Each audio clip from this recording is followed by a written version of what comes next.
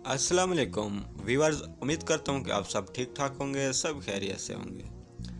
तो आज की वीडियो जो मैं आप लोगों के साथ शेयर करने वाला हूँ वो मेरे पास जो बॉक्स है वो 1506C 2018 GSM यानी कि सिम वाला रिसीवर है।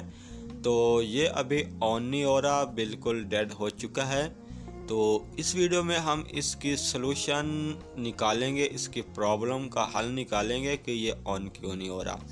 तो अगर आप मेरे चैनल पे पहली दफ़ा आएँ तो प्लीज़ चैनल को सब्सक्राइब कर लें, साथ में बेल आइकॉन का बटन दबा लें ताकि हर आने वाली वीडियो का नोटिफिकेशन आपको सबसे पहले मिले।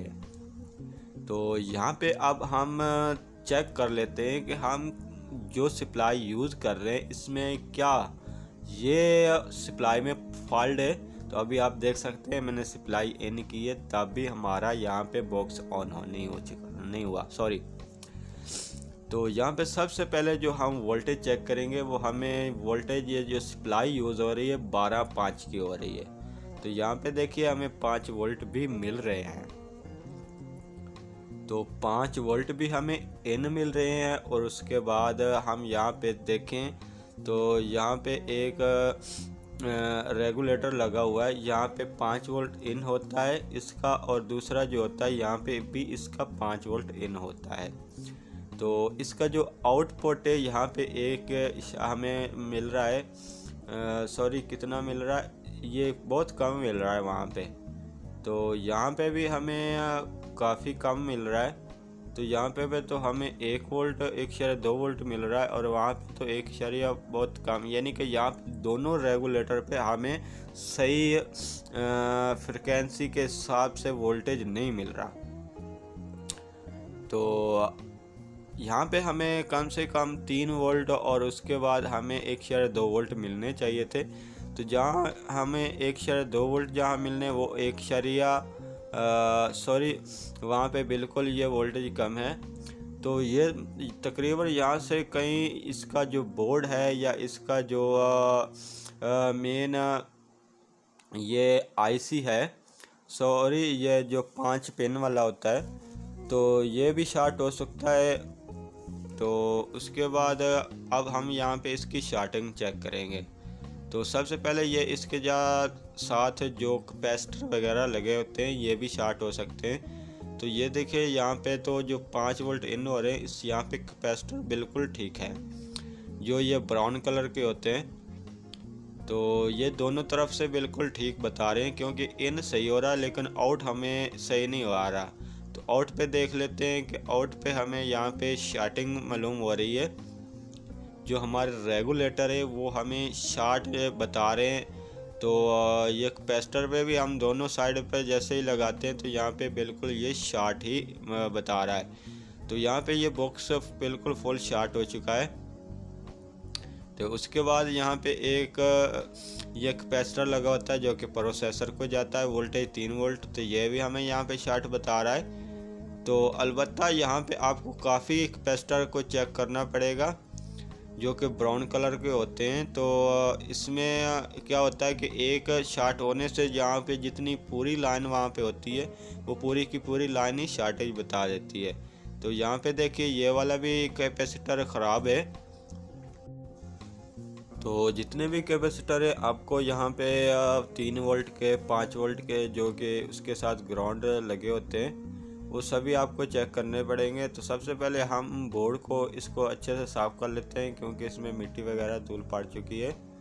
तो इस वजह से ये कार्बन की वजह से भी शॉर्ट हो जाते हैं। तो सबसे पहले आपने इसको साफ़ कर लेना बोर्ड को अच्छे से। तो बोर्ड को साफ़ करने के बाद आपने जितने भी कैपेसिटर आपको जहाँ पे शॉर्टेज मालूम हो रही है तो वहाँ पे आपने इसके वो उतार लेने हैं, ठीक है ना। एक एक करके आपने वहाँ पे तकरीबन चेक कर लेना है। तो जिस पे ज़्यादा डाउट होगा आपने वहाँ पे वही उतारने, तभी आपको कन्फर्म होगा।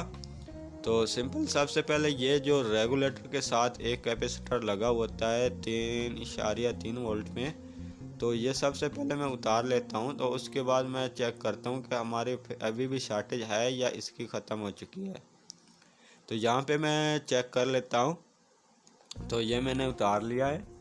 तो उतारने के बाद फिर मैं इसको मीटर के साथ भी चेक करवा दूँगा और कैपेसिटर को भी चेक करवा दूँगा कि आपका ये कैपेसिटर ख़राब है या इसमें जो ये रेगुलेटर लगा हुआ है वो ख़राब हो सकता है।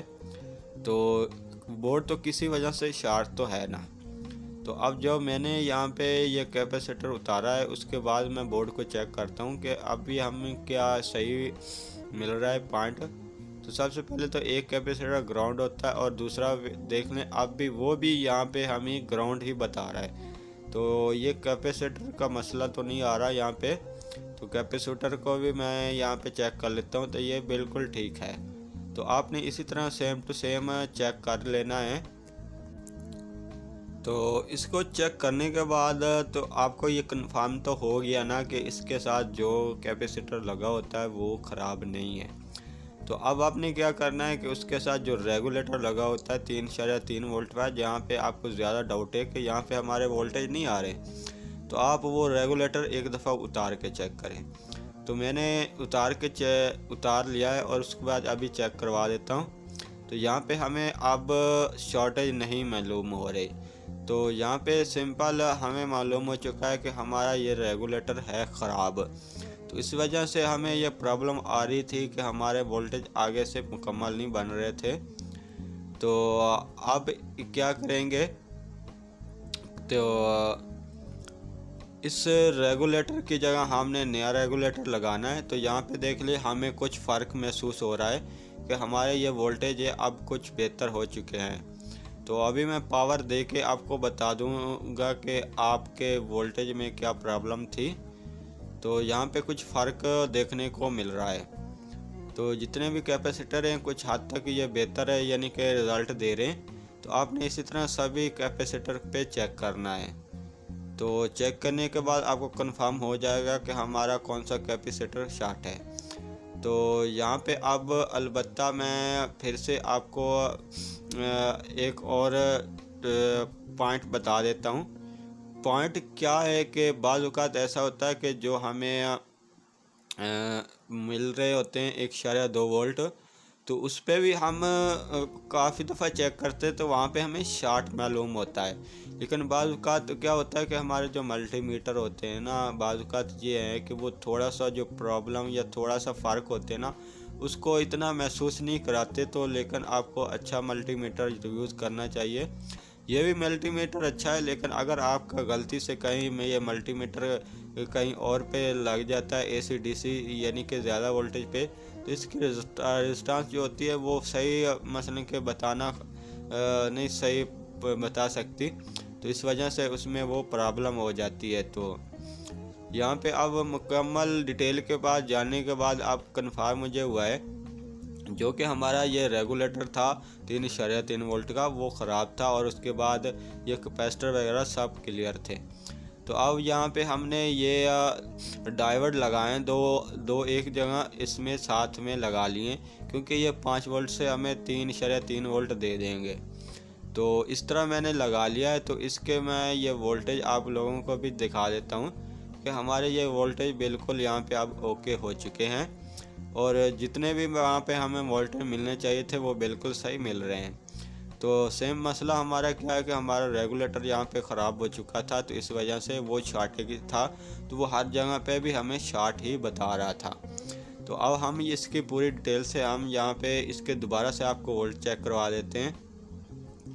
तो आउटपुट पे हमें देख लें 1.2 वोल्ट मिल रहे हैं और उसके बाद जो यहाँ पे रेगुलेटर था यहाँ पे हमें 3.3 वोल्ट मिल रहे हैं, 1.8 वोल्ट मिल रहे हैं। तो यहाँ पे हमारे वोल्टेज बिल्कुल ठीक हो चुके हैं। तो आप रिसीवर भी देखिएगा कि हमारा रिसीवर ऑन हो चुका है। तो आज की ये वीडियो थी जो कि हमने पूरी डिटेल के साथ आपको बता दिया कि आपके अगर एक्सबॉक्स में मसला आ सकता है तो आपका कहाँ पे आपको चेकिंग करनी है। तो यहाँ पे आप देखिए चैनल भी चल रहा है। अगर ये वीडियो आपको पसंद आई तो प्लीज़ वीडियो को लाइक करें, मेरे चैनल को सब्सक्राइब करें।